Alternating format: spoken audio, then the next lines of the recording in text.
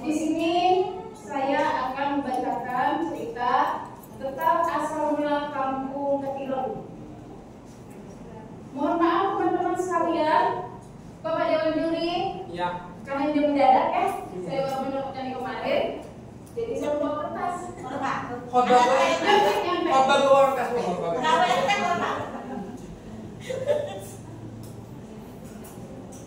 Di kota Cirebon pada zaman dahulu, saya tidak tahu,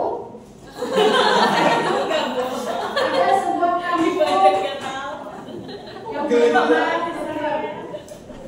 Ada yang ditanyakan Pak? Enggak. Di kampung tersebut tumbuhlah sebuah pohon yang sangat besar. Banyak anak-anak yang bermain di sekitar pohon tersebut. Pohon tersebut bernama Ketilong. Sore itu anak-anak bermain kejar-kejaran, lalu bermain petak umpet di lubang.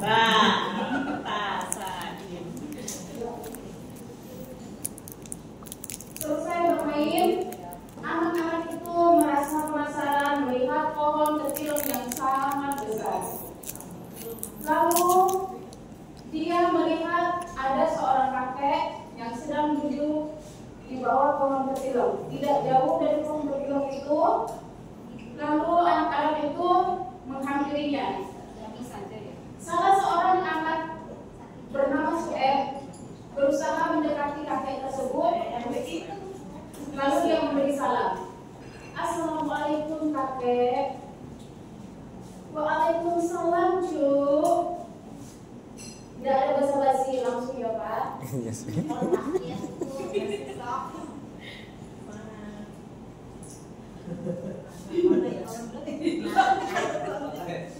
Kakek, boleh saya bertanya?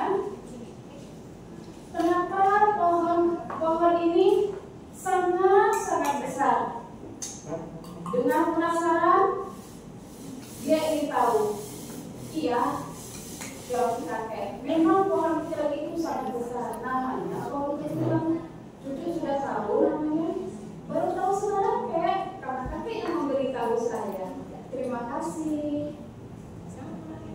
Setelah itu, sang anak yang bernama Sueb bertanya lagi, kakek, sini deh. Saya mau tanya lagi. Kira-kira ukuran pohon ini berapa ya? Pertanyaan yang sangat sulit dijawab. Lalu si kakek menjawab, kira-kira pohon Ketilong ini diperkirakan berdiameter 3 kali pelukan orang dewasa. 3 kali pelukan orang dewasa itu sama dengan kita atau tidak? Tentu berbeda. 3 kali orang pelukan dewasa itu seperti ini cuk. Lihat ya. 1, 2, 3. Oh seperti itu kek. Mendengar jawaban si kakek, anak itu merasa kagum dan terheran-heran. Tiba-tiba anak itu ingin memeluk pohon tersebut. Lalu pohon itu dipeluk dengan anak tersebut. Meskipun dia sadar, tangan kecilnya tidak bisa mengukur diameter pohon Ketilong yang sangat besar. Sesajen pohon Ketilong. Saya menunggu pohon Ketilong kuat.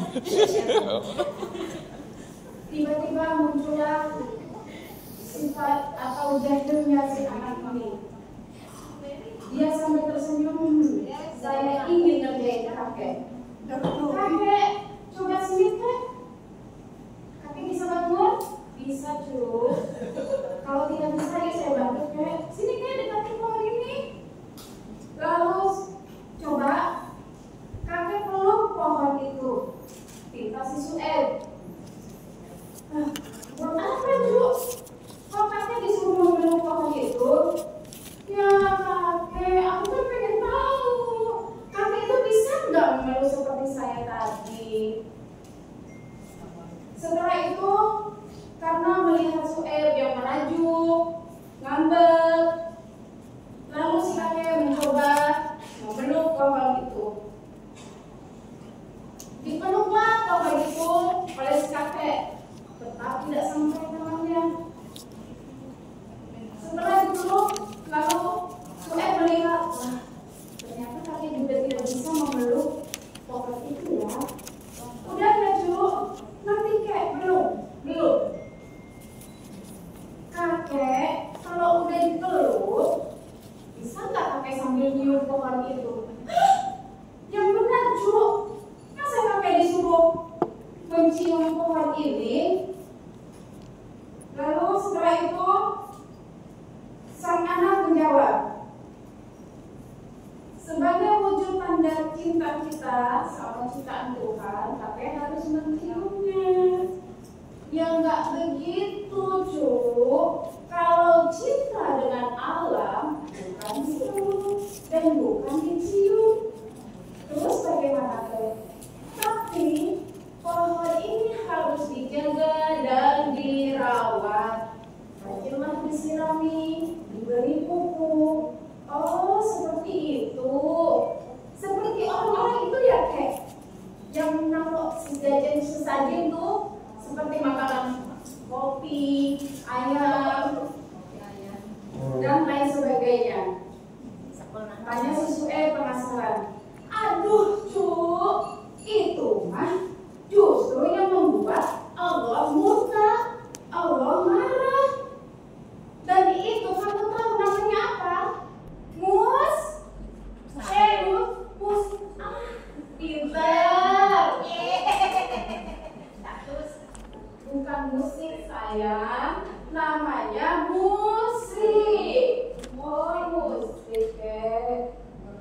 Musik itu apa ya, Kek? Si Su'aib penasaran. Lalu dia bertanya lagi kepada si kakek. Si kakek menjelaskan, musik itu menyekutukan Tuhan atau mengangkat ada kekuatan yang melebihi Tuhan. Padahal yang menumbuhkan pohon itu adalah Tuhan. Dan pohon-pohon itu juga mengeluarkan oksigen atas kehendak Tuhan. Su'aib, coba sini sebentar nggak? Sini sebentar dulu. Ya, Kek. Coba kamu hirup udaranya. Sejuk kan? Sebentar ya, Kek. Oh iya, ternyata sejuk, Kek.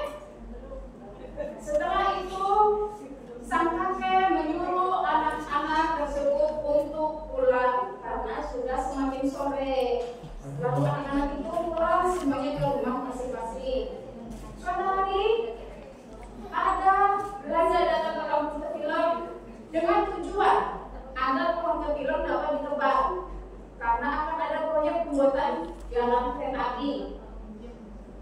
Anak-anak itu sedih mengingat pohon itu sering dijadikan tempat bermain mereka. Tapi mau apa lagi? Belanda harus dijalankan. Warga bergotong royong membantu untuk menebang pohon Tetilem yang sangat besar. Dengan upaya kerja keras, akhirnya pohon itu tumbang. Sebagian warga ada masalah satu lagi. Sebagian warga bingung pemanfaatan kayu yang sedemikian banyak. Wah, kayunya benar sekali ya. Untuk persediaan kayu bakar lebih dari cukup ya ibu-ibu ya. Saat mendapat pertanyaan itu warga agak kebingungan. Ketika sebagian warga berpikir untuk mencari solusi, seorang kakek menawarkan sebuah ide cemerlang. Bapak-bapak, bagaimana kayu sisa setelah dibagi ke masyarakat kita buat truk dan tebanan? Sepertinya masjid di kampung kita belum penuh dan insya Allah bermanfaat sebagai pertanda sholat akan segera tiba. Dengan pendapat tersebut, masyarakat sangat setuju karena memang daerah Tetilem merupakan daerah yang sangat agamis. Setelah bergotong royong dan membuat gedung, suara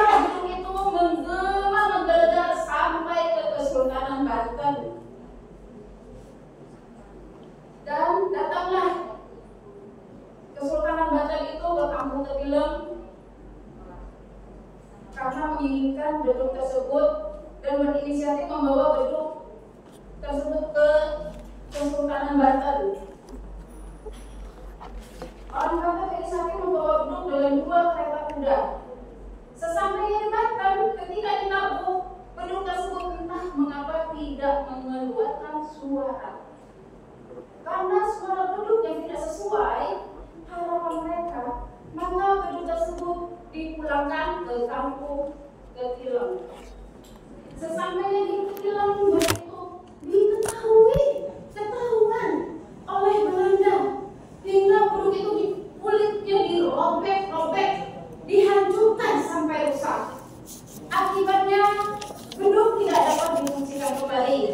Sampai saat ini gedung tidak ada beritanya dan tidak tahu di mana keberadaannya. Mau bertanya ibu-ibu, ada yang tahu di mana keberadaan gedung tersebut saat ini? Di masjid. Pinter, cakep. Kesimpulan dari cerita ini, kesimpulannya kita harus bersyukur atas semua ciptaan Allah. Dan jika tumbuh pohon besar di lingkungan kita, maka kita harus menjaga dan merawatnya